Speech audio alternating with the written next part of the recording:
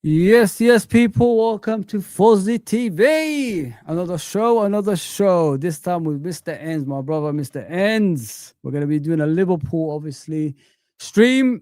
We're going to talk about the season so far, how we could improve, and where we can go from here, especially, where we're going to be in the table at the end of the season as well. So, yeah. Endz, how you doing, bro? How are you, bro? I can't hear you, bro. One second. Chilling, man. Chilling. Can you hear me, yeah? Yeah, I can hear you, bro. Yeah. And I was saying just chilling, bro. Appreciate the invite. Always a good time to speak about Liverpool. But yeah, right now we're moving crazy, man. So hopefully we can figure out some solutions, man, going forward.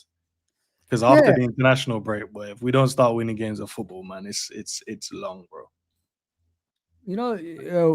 Ans, I want to talk about you first, bro. Yeah. How did you come about being a Liverpool fan? Because if I'm doing this at regular and you guys being on the first time on this show, so I want to ask. I want the people to know who you are in it, and then we could move from there. Next time I want to ask these questions. So, how long you been a Liverpool fan? How did you come about Liverpool? Bro, pretty much most of my life, to be fair. But it was my cousin, one of my cousins. Yeah. He's a Man United fan, and he tried to get me to support Man United. Oh, thank God you haven't. He tried to get me to support Man United. And I remember just watching Liverpool, and I was, I don't know what it is, bro, with Liverpool, and I don't know if it is the same for most fans here. But when you watch this particular team, you're like, nah, this is just me. This is me. And I didn't support them when we was winning games, like battering teams or not. We weren't good when I was watching us. We just had like Gerrard breaking through and all of these guys. And I weren't, even though Sav likes to joke about back in the day, I wasn't born back then. So I didn't see the rushes and stuff. Yeah. But yeah, no, I don't know, bro. Just something about Liverpool. And I just really, really like them. Really, really enjoyed watching the way they played. Michael Owen was one of my favorite players as well. So watching him, breaking through into the team and scoring the goals he was scoring, I was like, yo. And I didn't like supporting the team that was like the winning team, like the team that always was winning. So I was like, nah, I could it's just easy, innit? Man United around those times were just smoking up everyone. And they had all the best players. So I thought, nah, let me see what Liverpool are saying. I watched a couple of games and I was like, yeah, this is my team. But my cousin here tried to get me to support United. You dodged a bullet there, bro. You dodged a bullet there, innit, man? So But to be fair, I would have seen, if I would have supported them then, I would have seen loads of trophies. I can't lie, because Man United won loads. But now, I'll be like, there's no way I could sit and suffer like this. I'd rather suffer the way Liverpool suffer. I swear that. That's what I'd rather. But I don't know, the working class, just the way the fan base is when I first supported them, when I first started supporting Liverpool, just the ethos, Gerrard, like that, carry us on the back kind of mentality. Like, it don't matter who we have in our team, we'll work hard and we'll find a way. That kind of mentality. The mentality is that we never was able to like build like this super team. We just had to, like, people had to just pull their own weight and stuff like that. So yeah, man. And then when we won it, and I know the slogan is it means more, but it always did. It felt like when we won, it just felt like, And just the fact that the world just hated us, bro. And I was like, why does every team hate us? We're not winning like that. But then I realized, there's a history before I supported them. Liverpool is the better team and dominate English football and Europe as well. Europe at the same time. We're the only one that still has that. There's no other team that ever did that. You say So that Nottingham Forest went them back to back, but I'm talking about like mm, consistent, like every few years, you know what I mean, kind of thing. We were still like dominant. That's how I see dominant. It's not like yeah. you have to keep winning, but we did it every few years. It's scattered and all that Mm, stuff. But yeah, there's no other club. Even Man United, they only won 3 anyway. But even Man United didn't do that. Did you even know Man United were before they won the league under mm, Fergie were 7? They were on 7. We was 18. Did anyone mm, know that? Like 18 titles we had, and they only had 7. And people are telling us, Man United are bigger than us, even now. You know what I mean? And there yeah. was never that distance in any other team that had. You know, listen, football changes because of circumstances. If you know what I mean, and if obviously Heysel, Hillsborough, you know, stopped a lot of things. If and you know, I don't know where Man United would have been with the Busby Babes either. You know what I mean? So I Mhm. can't really judge them. But if those things didn't happen, maybe Liverpool would have been the greatest club right now with trophies, like in regards to like Champions Leagues and all that stuff. So we had obviously things that stopped us with the momentum and all that. But sometimes that's how life is. I mean, things, you know, stop you. Like people are blaming certain things for this season as well. And but it's how you come out of it. It's like what you said about Liverpool Football Club. There ain't no other club like this. It's hard once you get in, and it's hard to support someone else, bro. And look at the managers that's been here down the years. Every single the successful ones, that is. Mhm. Every time they leave, they want to come back. Have you noticed that Benitez did Yeah. the same? Klopp is doing the same again, talking about it right now.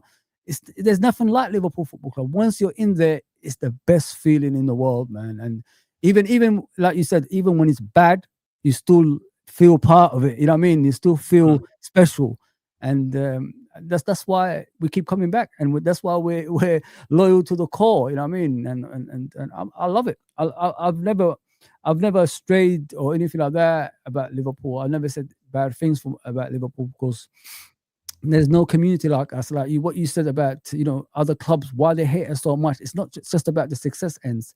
It's about how we are as a club as a whole. If you know what I mean. If you look at the fan base, you look at everything around the club. There ain't no other club like that. There ain't. Like how do you have a Barcelona games? You know what I mean? How do you have, you know, Dortmund games and you know all these games? No other clubs enjoy things like that. We make that happen. I mean, we're 3-0 down against Barcelona. We go and beat them 4-0 at Anfield. Look at that atmosphere. Look at that atmosphere against Chelsea when we beat them in the Champions League before we got to the final and all that stuff. There's nothing like that, bro. This is what, you know, this is what they hate, and they hate to say things like that, the rival fans, and because they haven't got that kind of togetherness. There ain't no togetherness like this in any other club in England. Yeah, Nah, it's crazy, bro. But nah, listen, it is what it is, isn't it? But we have to find a way going forward now because Klopp's era is over. Now we got Arne Slot's era. Started off really well, won the Premier League, but now we're in his second season, and it's not looking good at all, man. Hang on. What did you think about his first season? The way things, anyway, towards the league title? The first, you know, some people are blaming certain things. They're saying the second part of the season wasn't as good as the first and all that stuff. But no, the first half of the season was really good, bro. The first half of the season was really good. We found solutions in games. It felt like we had a structure. We made it difficult for teams. The word that he liked to use was control. We had control, but then the second half of the season, I felt like we went away from what we was trying to do, and it might coincide with, you know, with teams figuring us out. And he openly said that himself, that around March time, teams figured us out. I think they figured us out around from like January, end of January time. Yeah. But it's, I just feel like him trying to change so much is probably one of the reasons why we are where we are. Him wanting to play football in the way he envisions it, which is not a problem, but clearly it's not working. It doesn't work for the Premier League. So I think we have to go back to what we was doing. I think it's this season that he struggled. I don't think last season it was a problem. At the end of the day, I say that because if you look at that last season, it was his first season. There was going to be struggles no matter what. That's how football is. Everybody knows that. And especially when you're using the same 11 every game, if you know what I mean. That's what he was using. So, and then you look at the first part of the season, and it was Nunes coming in, still trying to, you know, get him to score the goals that we wanted him to score, and it wasn't working out. Same with Harvey Elliott. Same with the rest of the players like Curtis Jones and all that stuff. Just didn't work out. Then he just said, after that Nottingham Forest game, I'm just going to stick with this 11, and that's what he did. He went all the way to obviously to the second part of the season, top of the league, still doing bits and all that stuff. And I thought, in my opinion, at some stage the player is tired. That's why they didn't. You can't. It's not sustainable to play with the same 11 continuously. It wasn't just tiredness though, because we went away and we moved the double pivot, which I know is from January. So the double pivot was what was giving us structure. Gravenberch was obviously the one that stayed. More disciplined than say the McAllister. McAllister would have the ability not to like roam too far, but he was able to like move a little bit more forward just to connect passes if needs be. But in the second half of the season, it was just Gravenberch there. And I was like, nah, the teams are getting through us too easily. So it wasn't just tiredness. Yes, tiredness would play a part in games when they're looking slow. On to the Newcastle game, if you look at the final, that wasn't. It was dead. There was no life in that team. But also because Newcastle knew they set up right, they knew what our weaknesses were.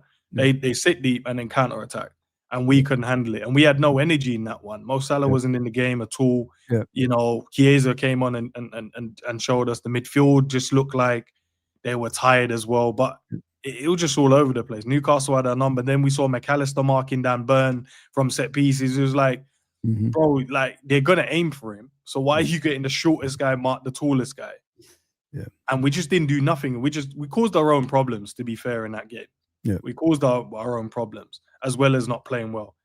I would say the occasion can't have been too big for the boys. Like they've been in finals plenty of times. Yeah. But for some reason, Newcastle looked like the team that was on it on the day, and they were just on it, and the occasion didn't matter to them. And we just played like we were like the Newcastle team, and we didn't know how to handle the occasion. And we're playing against one of the best teams in the world right now, and it's just like, no, we are currently about to win the Premier League, and that's the way you guys want to play. It's just like, nah. But I honestly think like sometimes when you do the same thing again and again, and you don't really divert from that and bring new players into the team, it will catch up with you eventually. And I honestly think that's what happened. But like you said, the double pivot disappeared slightly, and then Gravenberch just ended up being on his own, as we're experiencing it now. But that's something like, I forgive him for that season, to be fair, and it's because he's got us something we didn't expect in the beginning of the season. No, if I asked every Liverpool fan, did you expect to win the league in the beginning of the season? I think majority of us actually said, I'd rather get a cup and top four. I'm sure everybody was saying something like that. No, most people said that. I didn't say that. That's probably why I differ to most people's opinion. Do you think we're going to win the league from the beginning? How did you know that? Go and check my prediction. I believe you. I believe you. Listen, when you say I believe what you say, no, it's because the reason why, because I looked at the season before when Klopp finished, right, and Klopp finished the season off bad, right. We finished bad.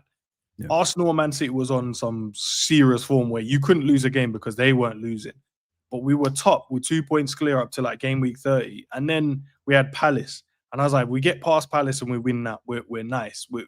We're nice. We're in a good position. But as soon as we lost the Palace, we were chasing them. And then it got to a point where you could see that they're not going to lose a game. Arsenal and City were not losing a game of football.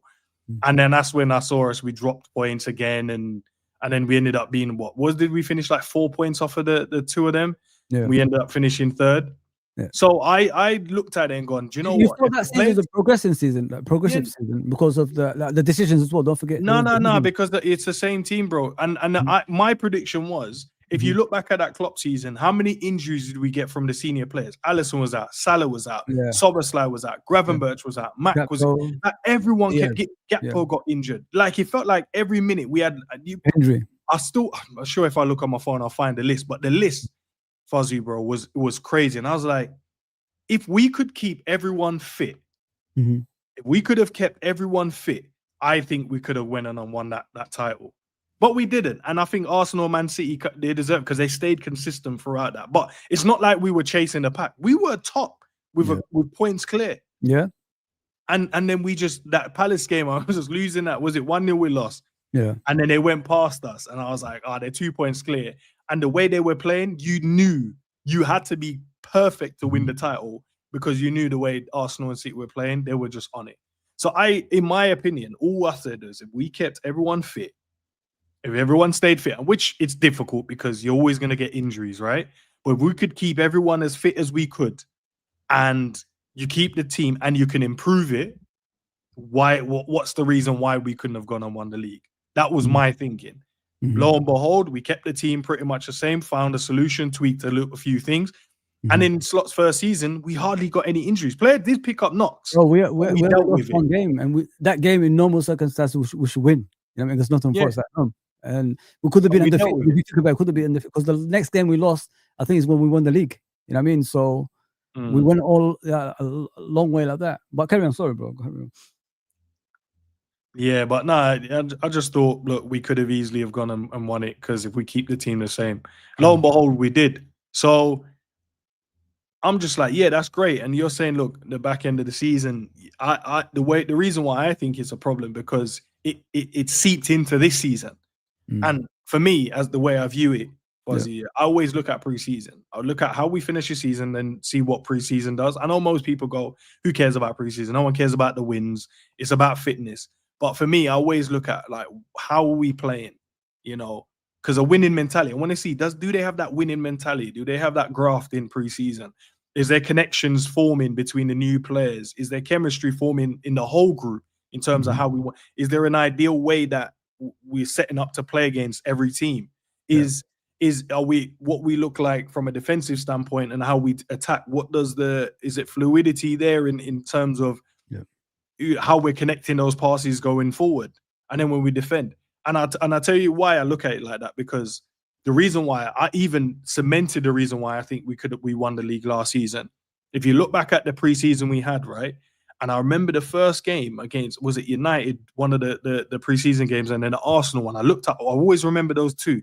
And I remember there was something that we kept trying in the game, right? The keeper would have it. He would ping it into Salah. Salah holds it up, sets it to the midfielder, and then the midfielder would play Salah. So as soon as Salah plays it, he's spinning and going. And then we go, and I was like, this is amazing if we can get this right. Yeah.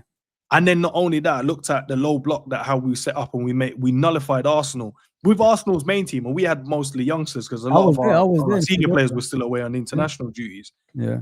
And then I saw that and I was like, okay, so we got a defensive structure, and then we also have an attacking structure. And then and then I looked at this preseason, and I'm looking at us losing to teams, getting ran through by teams I've never heard of. So like, there's something he changed. There's something he changed massively within the team. So this is where we're at now. So when we started off and we won the games, that was purely based around individual brilliance. But when we need a team, now we need a team, and this is where you're seeing these seven losses in 10. Yeah, 100%. I thought, I said in the big, I think it was in the summer. Obviously, we're moving to this season. Last season, I thought, like, obviously what he did, it worked. He won the league. You know what I mean? We might, some people say we might have got lucky. It is what it is, but 10 points clear, you know what I mean? Yeah. Saved a lot at the end of the day. Obviously, Arsenal just tailed off. They didn't care about it anymore. They tried to concentrate on the Champions League, and nothing happened after that. But yeah, with this season, the issue that I have ends. Yeah, you're a coach. I've been a coach.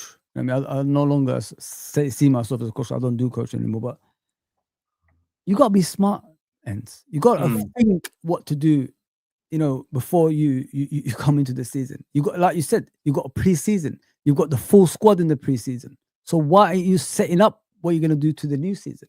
Not only that, why aren't you analyzing your opponents as well?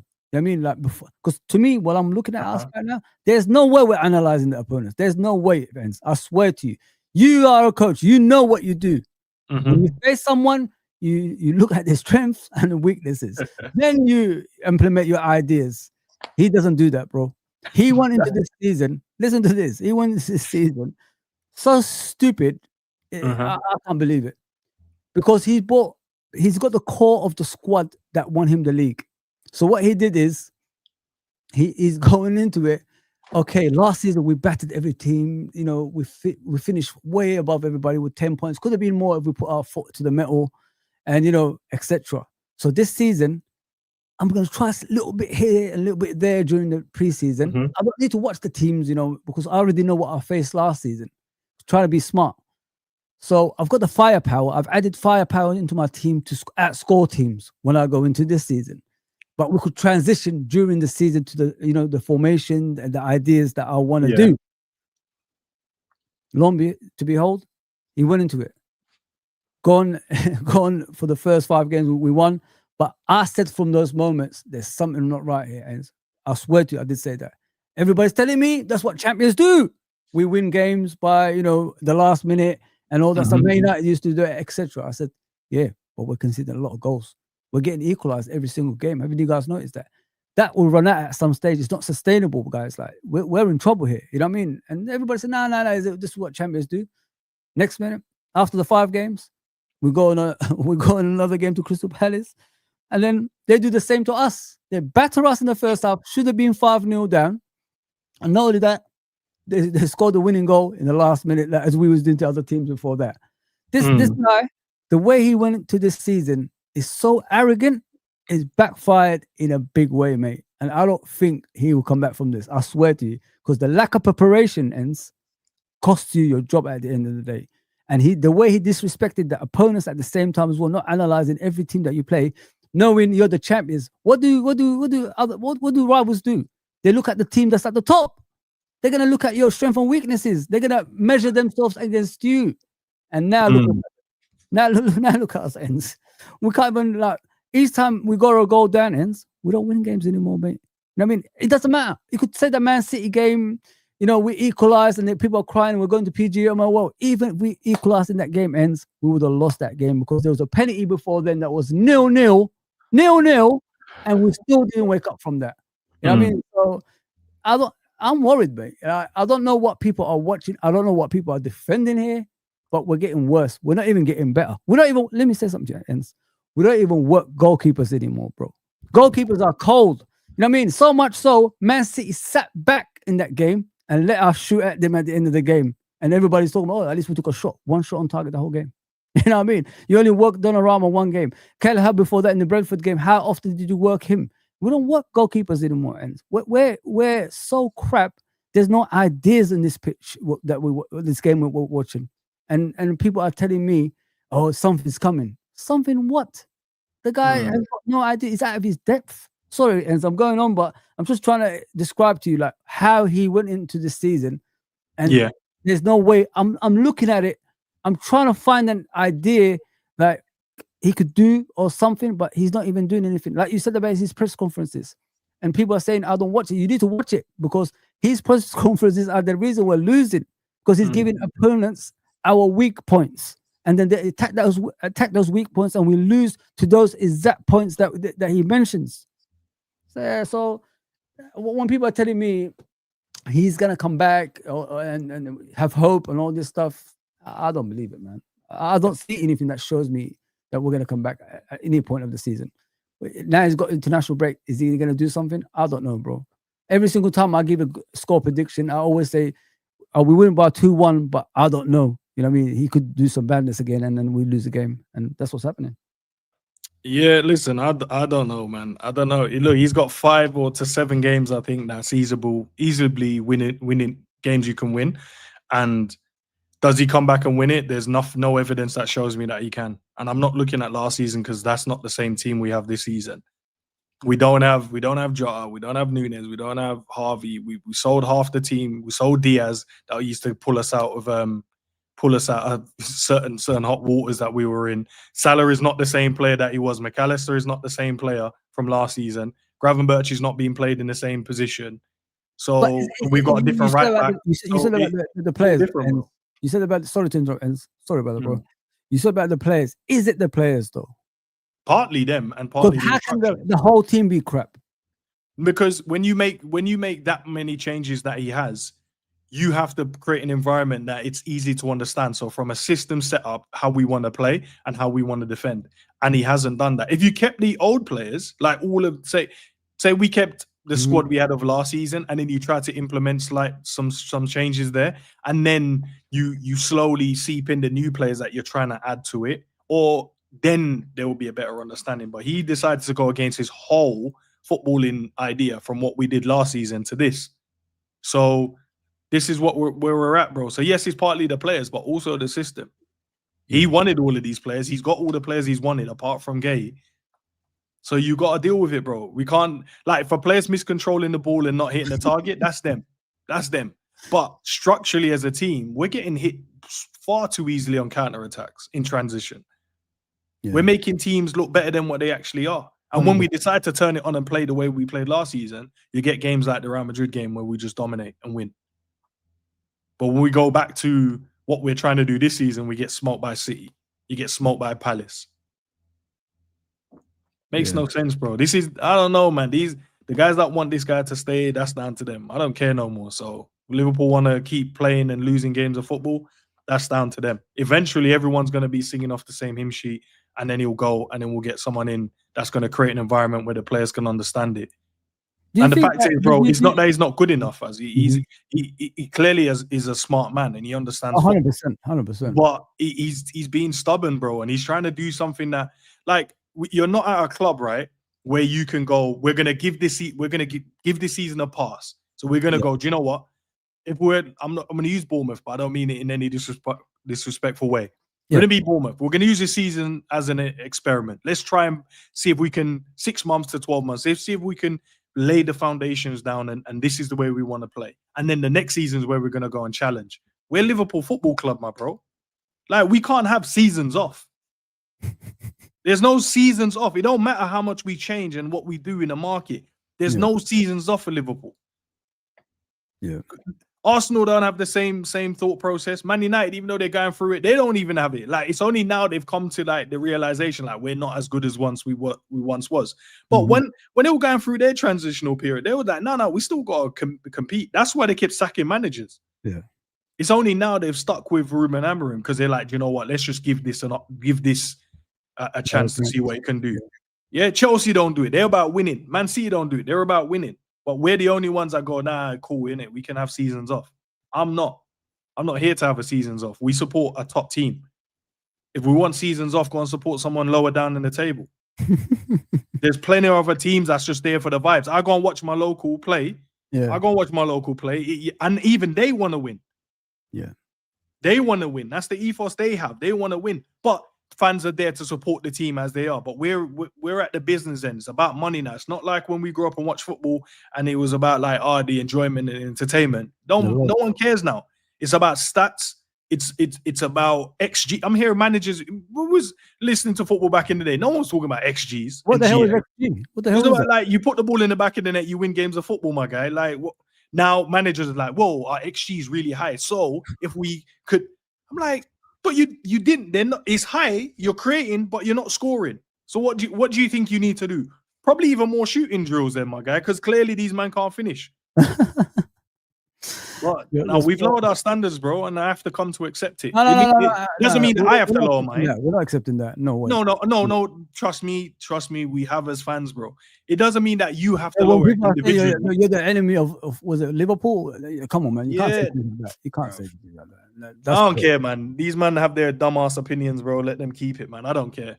I honestly don't care, bro. But for me, I'm just chilling now, bro. Who cares? If we're gonna keep losing games, eventually we'll fix it. Or guess what he will do?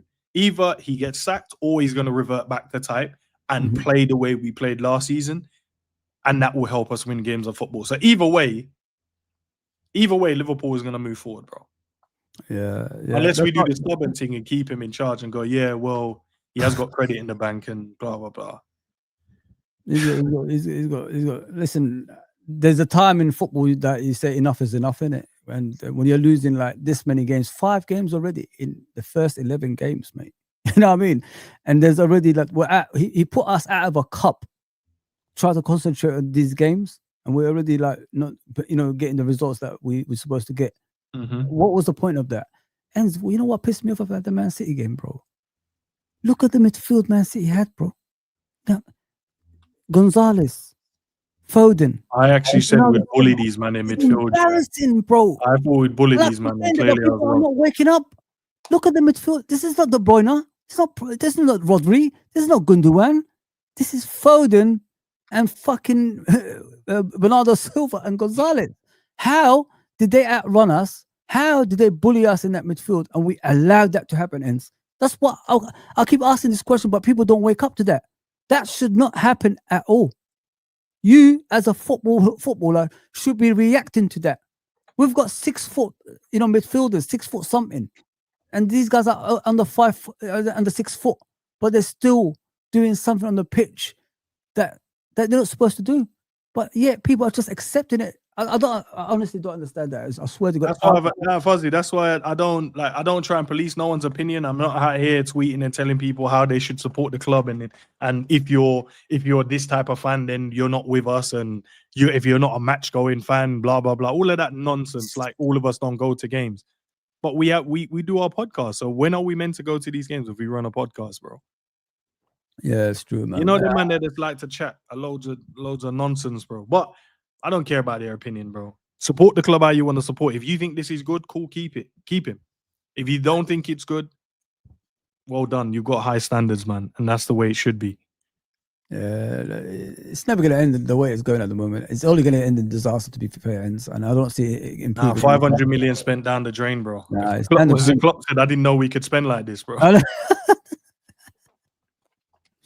I swear to God, mate. Like, I'm just baffled. Like, this is happening. I swear to, like, I'm looking at the players that we had last season. The core squad is there, and then you add quality to it, and you still can't manage them, and people are still defending you. It's just weird. It's very, very strange. But let's talk about players individually. And it's like, if in an ideal world, who would you have as a right back to get this back? Obviously, he's not going to get the sack. What would you do? Like, who would you have as your right back to get back to some sort of form, to be hard to beat at least? It doesn't even matter about the right back, Fuzzy, bro. It don't matter about the left back. It doesn't matter about the centre halves. It just don't matter. It's the system that we're using, bro. The system we're using is putting the players in a position where if they make a single mistake, we end up causing the issues for ourselves. So, for an example, you see that we got Kirkes inverting as a third centre back, and we leave one guy in the middle, which is McAllister. It could be Sobbo, it could be Gravenberch, because all of a sudden now all the midfielders can go where they want to go. Yeah. So you get that one. So we build up with a 3 and a 1. So now the centre back, which is normally Kanate, has to try and find a pass. The pass that you only have is either back to your goalkeeper, to Salah, or you're trying to find this line breaking pass in between the lanes. Yeah. But you're playing against teams with a back 5 and a 4 in front of it, and a striker just running around trying to cause problems. If you then lose that ball, and if there's no movement, which 9 times out of 10, if you watch the team properly, they're not moving, they're just static. So then when he gets the ball, he's looking to play it between the lines. He's going, well, you are kind of showing, but you're not. You've played football, Fuzzy. You've coached it. There is a difference between showing if you want the ball, and there's one where you're pretending to show and hiding. Like, yeah, I want it, but don't pass to me. But there's one where, like, no, give it to me and I can turn and I'll do something. I'm confident. That's what you get from Curtis Jones. He's like, just give the ball to me. I don't mind him. I know I have my reservations with Curtis Jones, but I don't mind him. I just want him. The thing I keep telling people, I want him to show more, to be in the first team, not be part of a squad. No, I agree. That's the whole point. I'm angry at him. No, but also, Fuzzy, bro, we're building up in a way that's showing not even the deficiencies of the players. It's just you're causing them to make mistakes, bro. Build up with everyone. Yeah, just build up with your team. Get players closer together so they have an option. They have multiple options than just one negative. Because I guarantee you, right? Say Salah says he doesn't want the ball down the right-hand side. We already know Bradley goes and he inverts into midfield and he's now in the 10, right? That's what we do. You have like 6 guys forward. So now he can only give it to Salah. Say Salah's like, no, let me rest. Let me get my breath back because I've probably made 2 sprints, right? You go, okay, calm. Then if he turns around and plays it to the goalkeeper, the fans are going to do what? They're going to complain, right? They're going to be like, why are we going backwards? So it's so that's the negative pass. The positive pass is trying to punch it into someone in the midfield or to the winger, and then we can try and build from that area. So all he's doing is he's causing us to either make a positive pass, but if we make it and it's incorrect because player movements or the pass is off, we're getting in trouble. So it turns into a negative anyway. And B, we go backwards and it's a negative pass anyway. So either way, these men are not going to win. Kirkes is doing an inverted role that he's never done before. Did you watch him for Hungary the other night, guys? I don't know if you... I told you, these players are completely different human beings when they play for international teams. Yeah, because they're not, they're not playing a system that doesn't suit them. The system actually suits them. That's why they do better hungry and all that stuff. But you know, with me and how you know with these youngsters, especially Kirkes and Florian Wirtz, how would you went about it when you bought them? Would you check them out first and then take them in and out, or would you just throw them out like he did?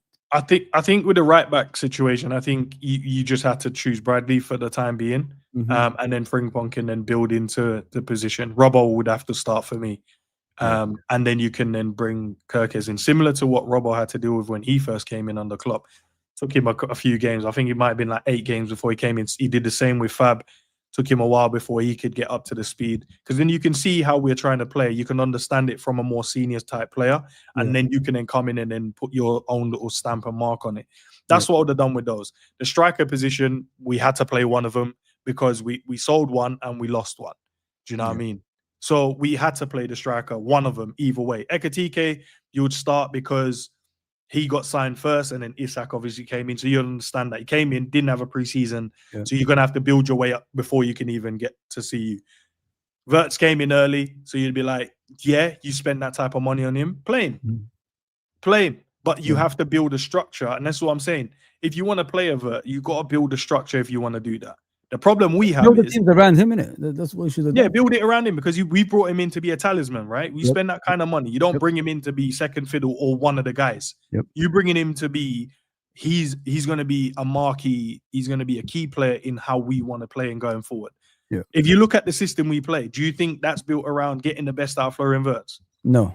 Straight away. So that means we just spent money on him just because that's what he For costs. him to change positions, it shows he's not building around him. Yeah, and all it shows is that because he was whatever the price was, we just paid it because we just wanted to get him in. Even though the fans in our heads were like, whoa, if you're getting him in, that means we're trying to go in this direction. I was about to come to that. Go on. As you could continue with this afterwards. Are these the players that we normally get?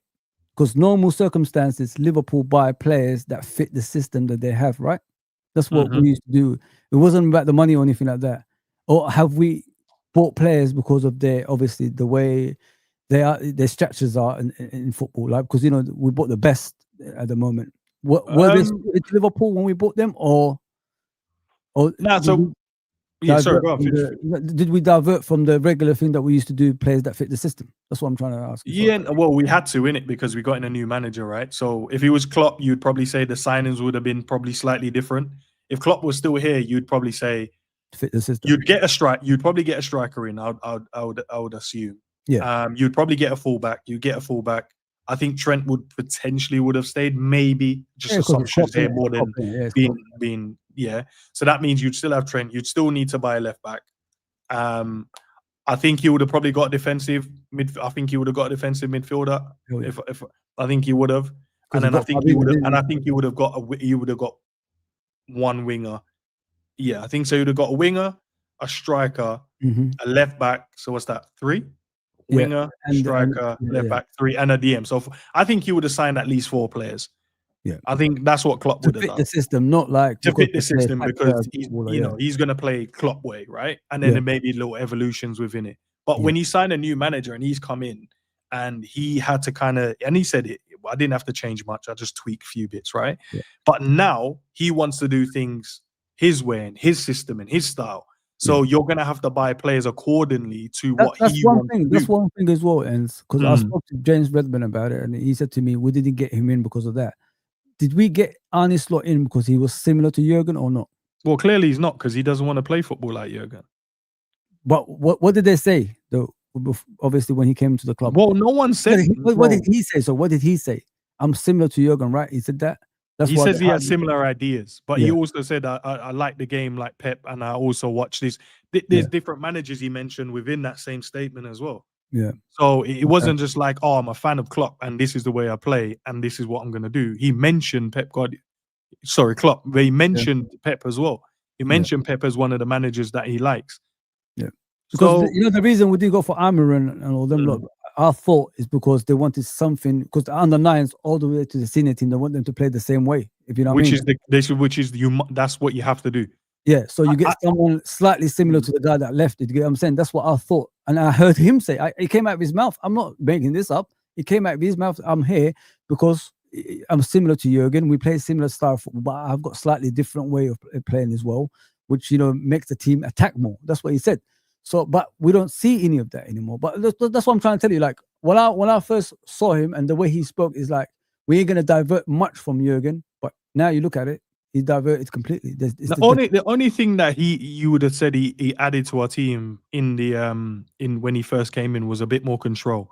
Yes, so where with Jurgen, yes, we would have gone 3-0 up. We won 5, we won 6, we won 7, and then you might end up conceding like 2 goals late on. You're like, "Rah, why do we not just control it?" That's more what Jurgen. His slot isn't. He wants full control. So he wants to go 1 and 2, and then we keep the ball, and then we see if we can get a third, and we just hold control. Yeah. Nothing wrong with that, but that's what he said he wanted to do. Explain to me now in this season, what he's done that shows control. There's no control. There's no control. So he's even gone away from what he originally wanted to do. What he said he wanted to do. Do you know what I'm trying to say? If you pay attention to what he's saying, he will tell you. He tells you. He tells you in a press conference. You know what I mean? Like some people don't want to watch it because clearly, mad. I don't even understand some people, bro. You wanna fight the case of keeping the manager, but you're not even. How do you think we're getting beat when he's already telling the team that he's facing how to beat us? How do you, like? Come on, they're doing the same thing he's telling them in the press conference. I'm struggling with long balls. What happens the next game? They do long balls. But Fuzzy, this is what I'm saying. So his point is when he came in, he gave us control. I would agree that he gave us a control because I saw it.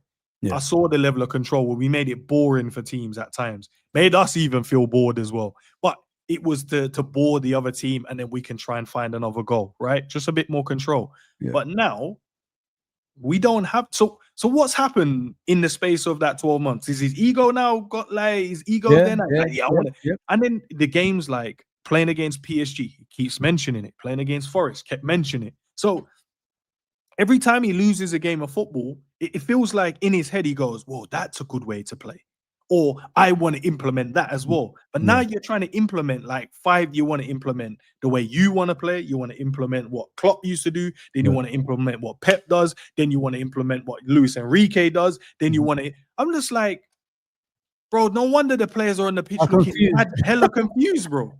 Like, because you're trying to implement 4 or 5 different styles within the game.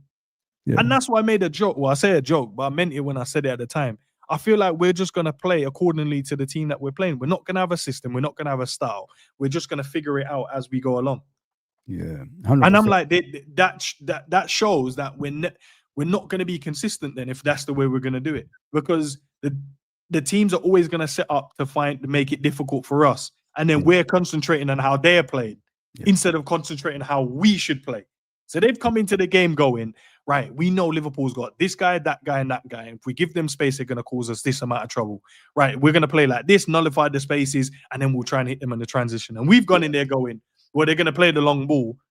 Okay, but then why are you leaving 6 man forward then if they're going to play long ball? You leave one guy in the middle to do bare leg work and run around like a crazy person. Like, I thought. Listen, can he fix it, Fuzzy? 100%. Does he want to fix it? I don't know, bro. To me, is this after this international football? You know what I mean? What I would We've had 2 and he hasn't fixed it. So I don't know if the third one. I know you're gonna say that. I knew you would because you told me. But if you had a little bit of support, like something like to change things, Endz, what do you expect from him after international football to save himself? From getting sacked. I think take a more pragmatic approach to the games as well. In terms of understanding, we are a good team. Personnel has to change as well and everything. Sorry? Personnel 100% has to change. You need energy in the team, and we there's players on the bench like a Chiesa that can come on and give you that. Players that can give you control like a Jones. What is up with that relationship from your point of view? I have no clue. But I'll answer the first question, in terms of what you think he can change to save his job. I think the question you was asking. Sorry. Formation wise, he can either go to a 4-4-2. I think he found something within that, but it means that Salah wouldn't be able to play. And if you're going to play Salah, he would have to play as a striker, in my opinion. Why striker from a winger? Because he's played striker before and he didn't really do well. Because I feel like with Salah, the closer to goal you give him, the better he will be. And take away the other stuff. Let other people go and do the running and the creating and all of that stuff.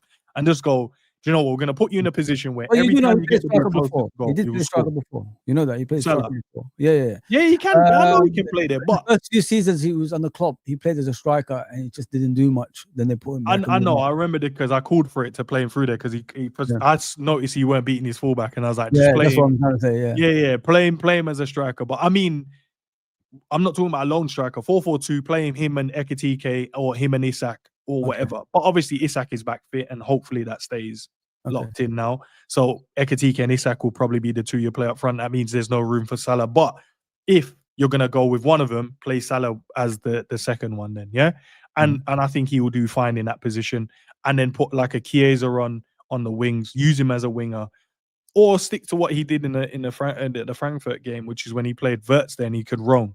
That's an option. That's an option there. You do that, right? I thought Cody did really well in that Frankfurt game as a left midfielder, not a left attacking midfielder, where he was involved in the play a lot in the build-up, which and he was more like not central, but he was on that left-hand channel, like centrally in the left-hand channel, but there was still space out there for the fullback to go and overlap, which was working, right? Or my opinion, other opinion, and I think go with a back three, go with the two wing backs, two holding midfielders, and you can go with 2 10s and a striker, or go with 1 10 and 2 strikers. And I think that means they're going to take a midfielder out, though. Ends, you know what I mean? One midfielder has to. Well, you don't have to. You wouldn't have to. Okay, if you go with the 2 10s, you can play all your midfielders then. Okay. Right? You can go with the combination of. For me, the combination should be Gravenberch and Szoboszlai as the 2 midfielders. The holding midfielders or the 2 central midfielders. If you go with the 2 10s, then I'll go with Wirtz and Jones because I think you will get a level of control there, and I think they will link well because Jones wants to play. He wants to play that tiki-taka style of football as well, and so does Wirtz. So I think that connection there will go, and then you play a Ekitike up top.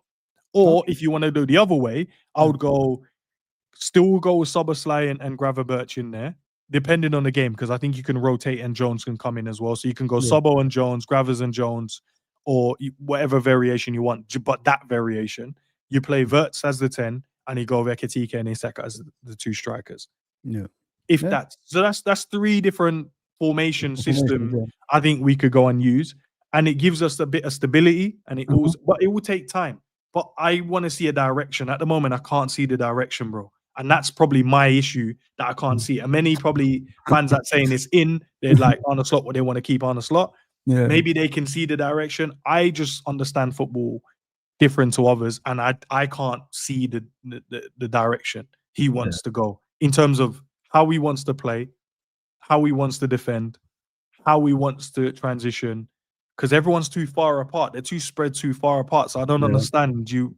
Like, I don't know, bro. We don't even win. We don't even win the first ball, second ball, third ball. We don't even That's win because everyone's too far apart, my bro. That's why. That's the problem, man. And not only that, there's not enough aggression of this team to, make. That's why you need players like Chiesa that wants to run and fight. Ekitike has to play. He wants to run and fight. You look at Doku, play players that's funny. Yeah. You look at Doku the other day. If we had someone that was going to put him in row Z, do you think he will continue to do the dribbling he was doing? No, he wouldn't have. You would have put one on him early. He wouldn't have. There you go, mate. You know what I mean? But yeah, it is what it is with this guy, man. I think he'll be sacked very soon. The way he's going, I think he'll be sacked. And I'm hearing like he's gonna go 3 at the back, because I think he went to the youth game or something, and they played 3 at the back, and he's thinking about something like that for the first team, playing Isak and Ekitike up front. Yeah, he's only taken 2 months after I mentioned it to do it, bro. I said the system and the players we have in the team would suit it. It doesn't mean that it's going to look great on the eye. I agree with you because I'm not a 3 at the back fan. Listen, in the 90s, most people are not. I will sit with Roy Evans in the 90s. If I tell you what shit we used to go through, it was a great team. We had obviously Robbie Fowler, Matt Manniman, Jamie Redknapp, John Barnes, and all these guys. Great team, but it didn't have that winning mentality. We only won a Coca-Cola Cup with that, so it doesn't give you trophies a lot. Because if you look at in the Premier League, there's only one team that's won at 3 at the back, and that's Chelsea. And Conte got sacked the season after. But if you notice, most of the teams in the Premier League play 3 at the back. I agree with you. That's why he's saying it's difficult now. Yeah. Why a lot of people say the Premier League is one of the most difficult leagues now. Guess what? A lot of the teams, if you watch them play, they go 3 at the back. Yeah. They play with the three at the back. And that's why a lot of the teams now where you expect to beat, you're struggling against because I they're a lot agree with more you. I compact tell you and why. they allow the players with the talent to go and do what they do. I agree with you. I'll tell you why I agree with you. Because if you look at our team at the moment, what's it missing? Wingers that can go at defenders, that could take Exactly. on. If you don't have that, then you go free at the back, like you just said. Because No, but you can do okay. Mhm. If you had wingers that could take man on, cool. Then you can variate it. You can have a different variation, and then you're right. You can do that. We have got players that can take people on, but we're not utilizing them. Yeah. We're not putting them in positions where it's 1v1. Yeah. So okay, if we're not going to do that, then go with the wing backs and then create the space for them to go and operate in.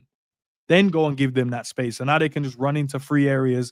And then there's an option for that the 10 or the wide man or the wide man that's tucked in. He's got an option over his shoulder where he can play him in. But if we get like wingers that, as you're saying, that can take people on. Say we just go in the market, Semenyo's there, Elise is there. I don't need similar to Salah at all. I don't need something like that. No, I don't that's either. a freak. That's something that's never happened in the Premier League ever. A winger that can get you a striker's rate season in and season out. That's why you have to trust. You have to thank Klopp for that, man, bro. Because Klopp figured out a way to get the best out of him and Mane, and he played a system that allowed us to create for the wide men. Then became strikers. And remember, before that, before Klopp did that, no one cared about the numbers for the wide men. Everybody started copying it. Everybody started copying Everyone's now copying it. Now they've copied it, but now they've actually got players that can beat their players. So we've fallen behind in that aspect. Where when we first started doing it, Mane, a 25-year-old Mane and a 25-year-old Salah was rapid, strong, could like hold players off, dribble past players for fun. And then you had Bobby in the middle that just knitted everything together, work rate. You know what I mean? Yeah. Now we've got an aging winger, which we found a solution for him last season, and it was more like, you stay high, we'll do the dirty work, and we'll find you. You just get us the goals.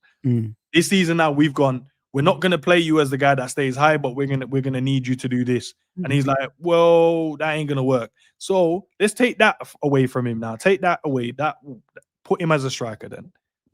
Yeah, spot on. And go, bro. We put you in the box, put the ball in the back, and then you don't need to defend. You know what I mean, you just stay up there and then you just jockey across. You just shield across. I don't need you to drop back because we got midfielders and we got wingers to do that. But all I need you to do is just making sure if within 10 yards, can you work for us? And then that's it. And then in transition, have you noticed Salah looks so much better in the middle when a few times this season when we've picked it up in the middle in the transition, he's looked good. But when we're out wide, it's just he just gets lost in the game, and like many of the players actually, the system doesn't suit any of the guys at the moment, bro. It doesn't make sense. Oh, and all the guys that are doing well, like Szoboszlai and Ekitike, those are the ones that most people say, nah, they're doing well. But they're not doing well. They're doing well despite the formation and system. Are they good at because of a bad bunch, or are they as good as what people say they are? No, they are as good, despite the formation and system. Szoboszlai is just doing what it says on. He just wants to work hard for his team, tries to score goals, tries to create for his team, despite the system. Ekitike, you would say he's not even getting chances created for him. Yeah, he's not at all. He's got 7 goals. Look at the goals. Wow. He's got 7 goals because he's creating them pretty much on his own. Yeah. He's getting himself in the right areas and trying to create them. The only one you'd say was, who was it? Konate? Not Konate. Was it Gravenberch or one of the guys played against Everton when they put him through on goal and he scored? Yeah. And then at the start in the Community Shield when Wirtz played it into him and he took a touch on the back foot, span in the box and then finished it off. Yeah. Other than that, ricochet goals and like where it's bouncing around and he's just on the end of stuff. It's not because we're creating for him, and he's despite the system, he scored 7 goals. Endz, how long do you think they're going to give him, this manager? Do you think like if the same form continues after international break, he'll be gone? Bro, at this point, man, I'm just fed. I don't even care. They can keep him all season now if they want. Fuzzy, bro, is mad. They can just keep. Who cares, bro? Because if we're all not gonna like want to go in the same direction as fans, bro, then there's no point. Because if he goes, there's gonna be some section going, look, we've lost him now. Who you want to go and get? And I'm like, well, anyone's better at this point, my guy. Yeah. That doesn't really matter unless we're all singing from the same hymn sheet, man, as fans, bro. Is there anyone that you want as a manager? There's plenty of managers you can go and get. Who's your like top? Like if you. I like the Zerbi's football, but I don't know if he's in a. Would he leave? Well, he wouldn't. He would leave Marseille. We're a bigger club than them. He'll come. I like Glasner as well. If we're thinking to go with the three at the back, there's no other better manager than him with that there. Zidane is up for grabs right now. He's talking, showing these. He's trying to say he's got a club lined up very soon. I saw Fabrizio's tweets. So I was like, okay, what club is that? Because the only one manager is suffering right now. Exactly. Our top club, bro. The other managers like Bayern don't need you. Madrid don't need you. Who else? Man United don't really need you right now. I don't think he would want to go there anyway. I think they're going to stick with Ruben now. Yeah. Who else out there? He won't. I don't think he'll go AC or Areola, the one at Bournemouth.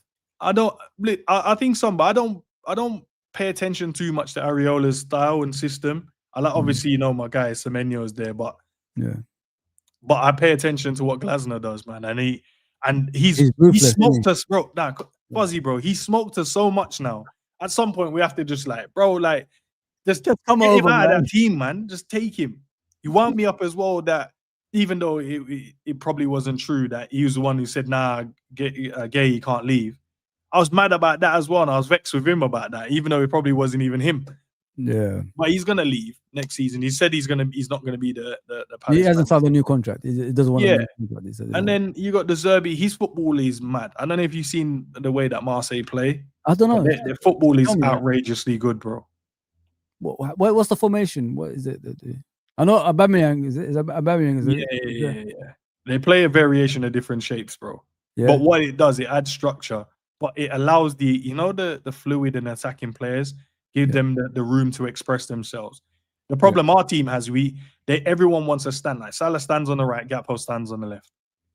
For them, Salah might end up with him. Salah might be on the right in some moments. Gakpo will be on the left. When you just change it up. Okay, do you remember that? I agree with you. Carry on. Yeah, remember when Salah went to AFCON and then he got injured. He had a hamstring injury.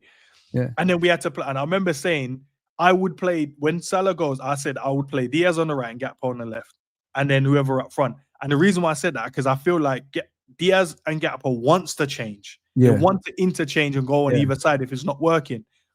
You saw how we were battering teams. FA Cup, innit? Arsenal. We smoked Arsenal. Like Diaz was moving crazy. Every time, yeah. But do you think Salah scored a goal from running over to the left hand side this season, and I've seen him operate over them. Like Madrid, he was drifting all over the place, and I was like, this is mad. Like, get involved, my guy.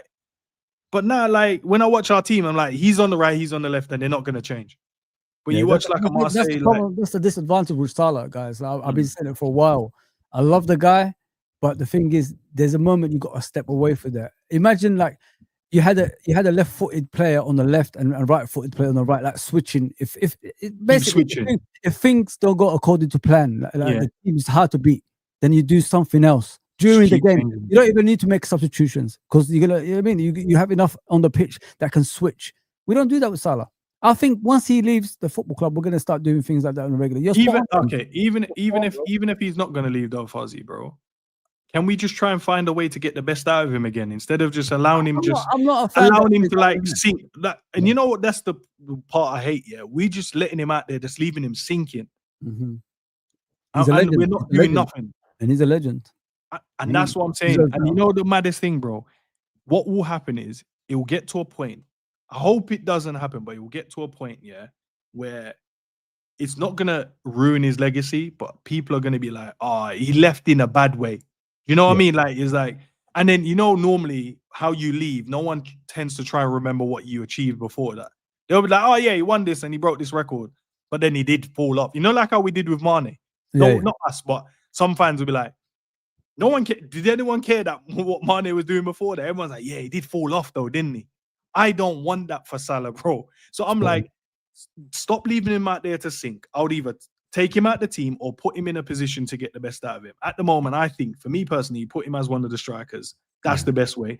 And if at least trial that, and if that doesn't work, then I'm sorry, you're going to have to hold bench, my guy. And if you don't want to put him there, then he has to hold bench. Yeah. Don't leave him out there to keep sinking, bro. You're just letting him sink. And then Like, yeah, it's just mad, bro. And I tell you, bro, he's my favorite Liverpool player, and I hate the fact that I have to get onto him. But I'm not gonna lie to you guys and say, oh, I think he's playing well when he's not. I'm not gonna sugarcoat it for you either, because you wouldn't expect me to do that for any other player.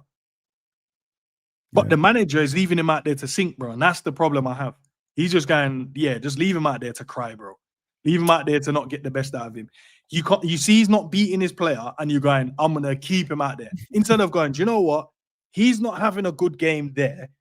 Gap hole, switch. Let's see what we could do. Something like, different like tactics and spend 10 minutes. Salah, go for the middle for 10 minutes. 10 minutes there, yeah. Let's see what we can do. But no, we're just gonna leave man out there to keep losing the ball, keep sinking. And the way that player played against him the other day, it was a sad sight, man. If people can see what we see, guys, like, it was a sad sight. That kid had him in his pocket throughout the game. Couldn't get past him once. But like Endz said, he's sinking, and there's no one trying to help him. And it's sad, because like, if he leaves like that, the football club, his legacy might not be as much as, like Gerrard's and all that stuff, because they say he left in a bad way and all that stuff. Yeah, his legs was gone, he fell up. And then the rivals will start chatting the most. And then I'm going to have to start defending him against them. Because that's one thing. We can have discourse about him, but I'm not sitting with anyone trying to disrespect Salah, bro. No rival fan in front of me will ever say, like, Salah is rubbish. Nah.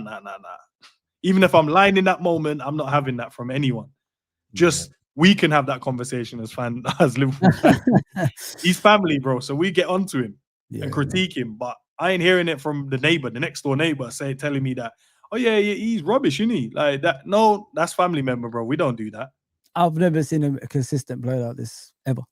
I've been watching football all my life. I've never seen a player, even at age of 33, still do the numbers that he did when he was like younger. The guy is phenomenal. The machine, he should be appreciated more. You know what I mean? But yeah, he is appreciated, bro. But the problem we have. But I'm saying, like, even his standards in the Premier League, nobody says, like, they still question: is he, the greatest, or is he this? Is Ronaldo better than him in the Premier League?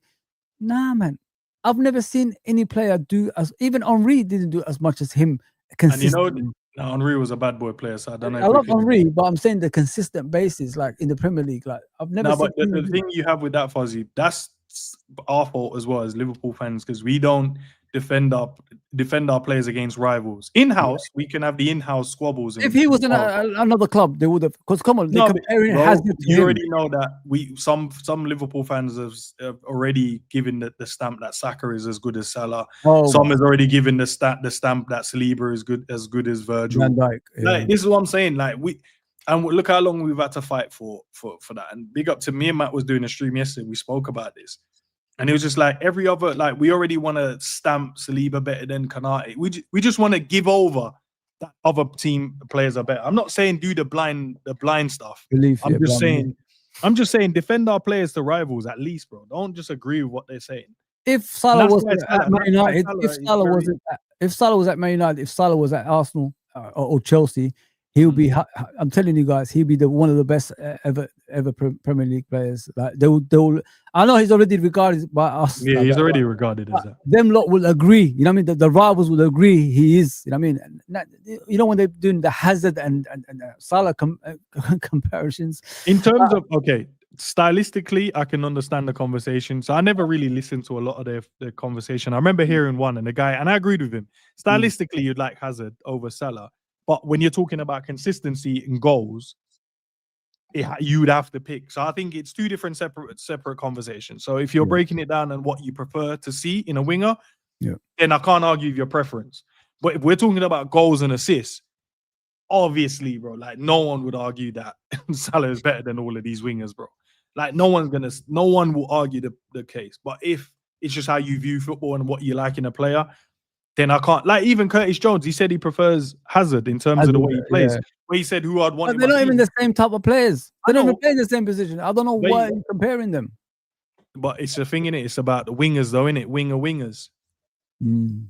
Striker would be compared with strikers. Midfielders would be compared with midfielders. Let's see what Irishman is saying. I don't think Slot says anything in the press conference that opposition Is it a position? Analyze. Yeah, analyze. Yeah, Don't, Oppo analyze. don't already see it's not difficult to work us out. No, I agree with Irishman there. But you know what it is though, Irishman, bro? Is we know that they will see it anyway. But you know when you just accept it. So what when he does the I don't know how to deal with the long ball. That I made know me the laugh. opposition already know we can't, But if the manager don't say, at least all right, the manager. But when the manager says it, it feels like they just go, "Oh yes, let's go and stick it on them now." Let even the managers, Exactly, bro. you know what I mean? But if he says, "No, there's not a problem," I just think if you just say that's how some teams play, we don't have an issue with it, even though we can see that there's an issue. At least it might make them second guess themselves. They're like, "Does it work or does it not?" But once he said it, they're all like, "That's the way we play now, going forward against this team." Do you think he's waffling? I don't think he is. No. That's what Husam said to me yesterday. He's too I don't honest, think he's waffling, mate. I don't think he's too honest, bro. That's his problem. Yeah, 100%, man. He's too honest in the press conferences. He just needs to. That's gonna be his downfall, though. It's gonna be his downfall, though, bro. That's gonna be. Klopp had a good way of doing it, and I don't want to compare them because they're two different human beings, in it. But yeah, Klopp just had a different way. It's only when you rattled Klopp that's when he was mad honest about stuff. But whenever things were going wrong, he'll just say blame me, and he'll take all the deflection away from everything else. He would take the deflection away from how we're playing. If the player's been shit, he just take just blame me. Yeah. But Arne Slot is like, do you know what? In that game, Gravenberch ran out the box, or Salah should have done better against Chelsea. Should have finished those. And then I remember when he threw Jota and who was it? No, Jota under the bus to Crouch last season in the 1-0 win against Palace. And Jota scored the winner. He did. And Jota missed like 2 gilt edge. He missed like a mad header from I remember, yeah. And then he was like, Crouch, you would have scored that as well, wouldn't you? I'm like, bro, allow it, man. Klopp wouldn't have thrown man under the bus like that either, bro. Do you know what I mean? Like that's just him, innit? He's just honest, bro. But he does give away too much. But the thing is, isn't there someone that isn't there a press person from Liverpool that can stop normally. him? No, they can. There's always a guy with him. There's always a guy with him. I'm sure there is. Always, yeah. But I don't know if they tell him, mate, you can't say things like that. I mean, because he would only ask them their opinion if it's something, if he doesn't want to use the wrong word or the wrong phrase, because he don't want someone to take it out of context. That's when he will turn to him like, yeah, you can say that, innit? And then he'll be like, yeah, you can say that. Other than that, he just says what he wants. 100%, man. Endz, appreciate you being on, bro. Thank you, man. Really enjoyed this. Hopefully, many more in the future. Endz, who are you expecting to win the league this season? I predicted Liverpool, bro, but that's maybe a blind faith, as the slot inners would say. Just faith. I predicted us to win it, bro, but we ain't. I don't see unless. Were we 8 points off? 8 points, man. We got back 14 points before against a better team than the team at the top. I know, bro, but at least the other team, when we got back, there was a way to get back. These men don't even concede goals like that. Do you know what I mean? Maybe Sunderland has kind of opened the door. And if I see them come back, team can play like that against them, like that. You mean same as Sunderland did? Well, if they come back and they get another clean sheet, I'm like, it was just a one-off. You know what I mean? Like, I need them to come back and concede another couple goals. First game, even if they win, I just want to see. By the way, they've got difficult fixtures coming up. Don't forget that. They've got Tottenham, I think. Let me look at Arsenal's fixtures. They got Chelsea, Bayern Munich, Spurs. Yeah. They got a few tough games in there. But I think this will determine how they're gonna end up. If they come out of those games, I think they won the league hands down, bro. They got Tottenham, Bayern Munich, Chelsea. Tottenham at home first, Chelsea away, Brentford at home, Aston Villa away, another difficult game. You say that and then they'll smoke. Yeah, Club Brugge. They've got Wolverhampton, better that team at home. Yeah. Everton away, that would be difficult to be. That would be a difficult game. Brighton at home, they played already in the cup, they battered Brighton as well. So, and then they got Aston Villa again in the new year. Near the new year. And then we play them after that, the second game. Yes, and Bournemouth, they got Bournemouth away. That would be a difficult game. And then they got us. So if we get things together, bro, we could claw back those points. But I don't see it. That's the thing. Like you said, there's nothing that's making you look forward that we're going to change things. but there's difficult games there, and there's difficult games there, bro. They could drop a lot of points. But I agree they can. I agree with the caliber of teams they're gonna play, but their defense is good, bro, and they don't concede a lot of goals, which means they're always in a good position to win Because if they're not going to concede and they get a set piece and they can get a goal from that, then they can win 1-0. Our problem is we can't win 1-0 as it stands. So even though we're like, yeah, they're difficult games, if Arsenal nick the goal, they can defend it. We will get one and potentially lose 2-1. Yeah. Because we can't keep a clean sheet, bro. So look, plus points. Alisson's back after the international break. Massive, massive plus there for us as well. Gives us a bit more structure and stability in terms of, you know, and Mamadash really didn't even do bad, to be fair, but he just conceded a few goals. And I look back at them, I don't think none of them was really his fault. None of them was his fault, but I think his positional sense is an issue for me sometimes. You know what I mean? The goal looks small when he's in there. You know what I mean? But he's bigger than Alisson. I'm thinking to myself, bro, he's taller, but he's not got more muscle. You know what's the best thing about Alisson is he comes at the goal, he narrows the angle. Do you get what I'm saying? You see you know what I mean? Like you see that when you coach goalkeepers, you tell them narrow the angle as much as possible. So when they take a shot, you got time to save the shot some way somehow with your arms and all that stuff, as Alisson always does. But when I look at Mamadash, he's always near the goal line. I said, bro, just get out. I mean, come out of your goal, then you can make it difficult for them. He came out, man, and we conceded a penalty, bro. So I don't know. Might have to stay in the net going forward, man. But that's a plus point. Alisson back. I think also as well, this period, I think he will use this one on a massive reflection period as well.